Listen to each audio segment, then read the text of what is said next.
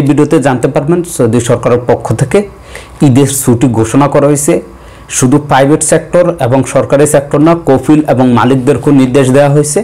সেই বিষয়ে তথ্য জানাবে। এছাড়া সৌদি আরবে একটি গুরুত্বপূর্ণ আপডেট, এই 2025 সালে সকল সেক্টরে 80% সৌদিকরণ করা হবে। তাই ভিডিওটি প্রথম থেকে শেষ পর্যন্ত দেখবেন এবং ভিডিওটি বেশি বেশি শেয়ার করবেন, কেননা লাখ লাখ প্রবাসী কিন্তু চাকরি হারাবে।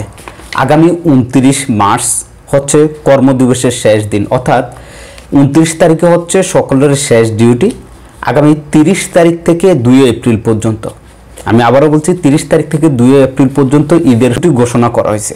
এই 4 দিন আপনার ঈদের ছুটি থাকবে এবং এই সময় যদি আপনার মালিক বা কোম্পানি আপনাকে ওভারটাইম দিতে হবে। আপনাদেরকে বলে থাকি সব সময় একটা না একটা আপডেট পাই, যেটা খোদ সৌদির এমবিসি যেই টিভি চ্যানেল, সেখানে সাক্ষাৎকার দিয়েছেন সৌদি মানব সম্পদ মন্ত্রণালয়ের প্রধান মোহাম্মদ আল রাজি। তিনি সেখানে স্পষ্ট করে বলেছেন এই বছরের মধ্যে, এবং যেটা স্ক্রিনশট আমি আপনাদেরকে সকল প্রুফ দিয়ে দিয়েছি, আপনাদের যদি আরও জানতে মন চায় তাহলে তাদের সৌদির যে এমবিসি যেই টিভি চ্যানেলটি আছে সেটাতে দেখতে পারেন।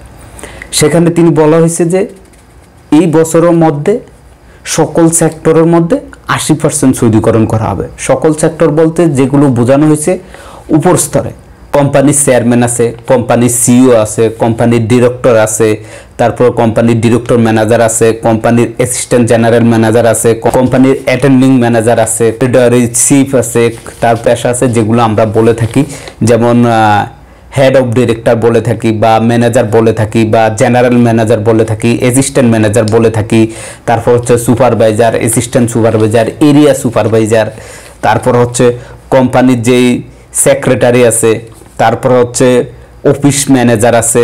এছাড়াও একবারে নিম্ন স্তরে যে আপনি যে এরিয়া, সেই এরিয়ার আপনার কোম্পানির যে সুপারভাইজার আছে, ম্যানেজার আছে, area manager, area supervisor, assistant area manager, assistant supervisor, এই সকল সেক্টরে এই যে উপস্থলে যেই কর্মস্থানগুলো আছে সেই সকল সেক্টর এই বছরের মধ্যে 80% সৌদিকরণ করা হবে।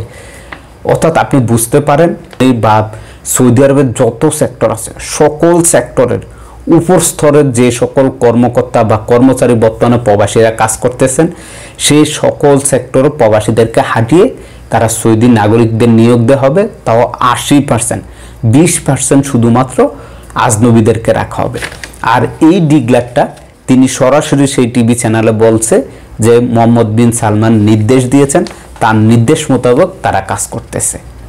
তো বুঝতে পারছেন লাখ লাখ প্রবাসী চাকরি হারাবে। আপনি বিশেষ করে দেখেন একটি কোম্পানির দেখা গেছে সৌদি আরব প্রত্যেকটা ডিস্ট্রিক্ট বা প্রত্যেকটা অঞ্চল যেটাই বলেন, প্রত্যেকটা অঞ্চলে কিন্তু সাপোজ যদি সুপারভাইজার ধরেন, একটা অঞ্চলে কিন্তু অনেকগুলো সুপারভাইজার থাকে, একটা অঞ্চলে কিন্তু অনেকগুলো আপনার এরিয়া ম্যানেজার থাকে।